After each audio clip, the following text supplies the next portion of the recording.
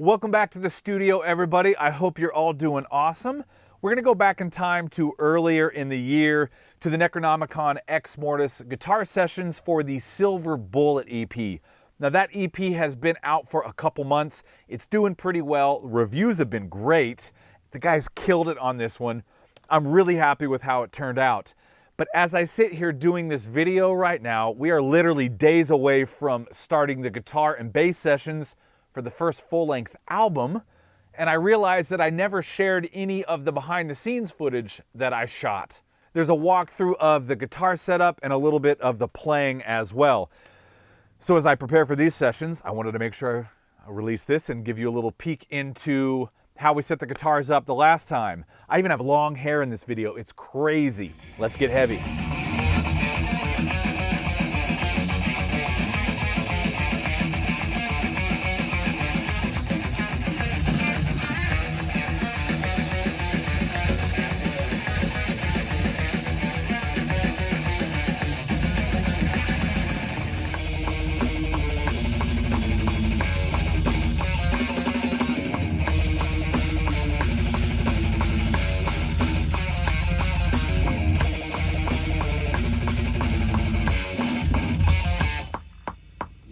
Nice. That was good. Okay, yeah. Let me give you a bird's eye view of this setup.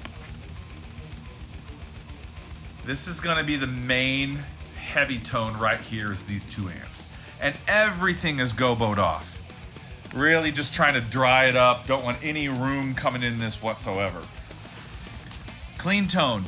This is the Hughes & Kettner. Have an Audio-Technica 4050 and an SM57. That has no transformer in it. There's two pedals. That white pedal is a custom pedal that Manuel actually built. It's a chorus with a tremolo on it. It's really neat, actually. And then the Hall of Fame is running on the effects loop. And it sounds really, really good. We already did a little bit of playing to get the tones that we wanted, and now everybody's at lunch right now, except me. I'm getting everything set up so we can play when we get back. Let's take a look at this. Marshall, JCM 2000, 60 lead. Starting point for mics right here is an AKG D1000E and a Roswell Pro Audio Mini K47. If I want a condenser, I've started using that Mini K47 again because it's fast. It does a good job when you have a lot of chugs and it's a lot of fast stuff, and these guys do a lot of tremolo picking and everything.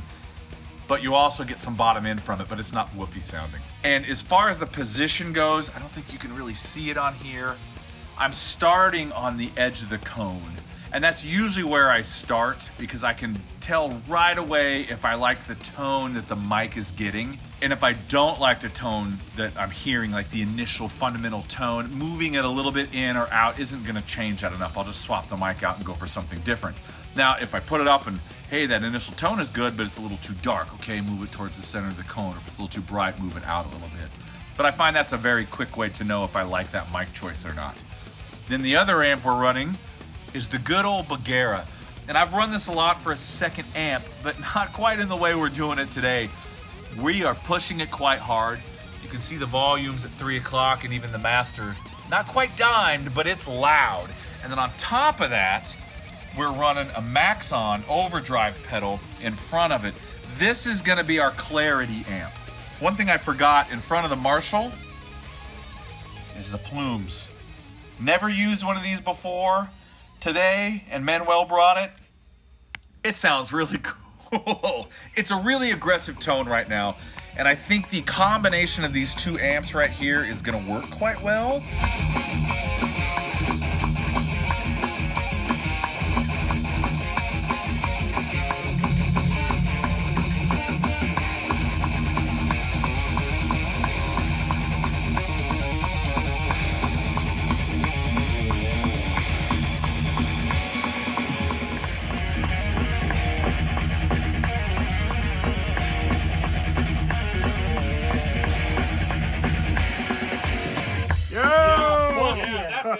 Oh yeah. Fuck yeah. That's cool. Yes, that is bitchin'. That's cool. You were right, fourth. Right, so this is an Overload Rhea. It's a 6-string, and these are Gorilla pickups. This guitar sounds fantastic. I believe it's mahogany, It's fairly heavy for a guitar this thin, and it's got a 5-piece neck. I don't know what wood's there, but the guitar just is all mid output. It's incredibly tight and precise and articulate.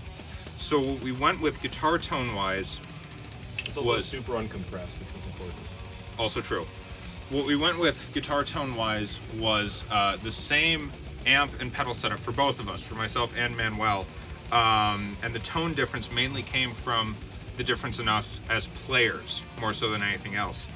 But having this guitar, which is all mids and extremely articulate, really got the aggression across and the precision as well.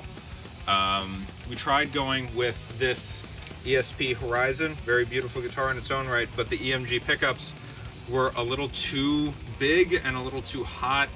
It just couldn't match what this guitar was putting out in terms of clarity. So all the rhythm guitars and at least half the solos you'll hear were done on this instrument.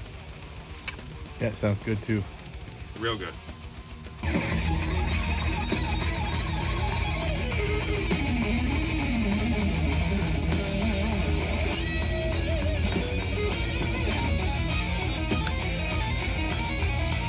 Got it. For mic pre's, I ended up using the Heritage on the Marshall. So the Mini K47 is in channel 1 and the D1000E is in channel 2. None of the EQ, just going through the pre. They sound really nice. The D1000 on the Bugera are going through the overstayers.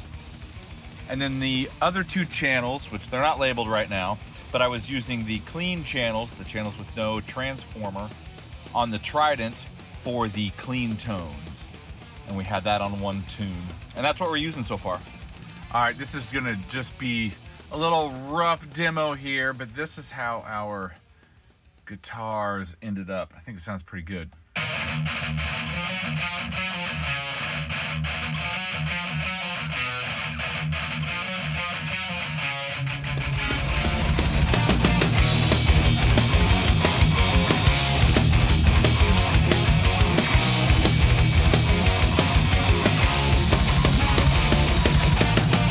Nice articulation. They've got a good bite to it. I think they sound pretty cool, actually. There's a quick look into our setup for this round of Necronomicon Ex Mortis guitars. Hope you enjoyed this. See you in the next video.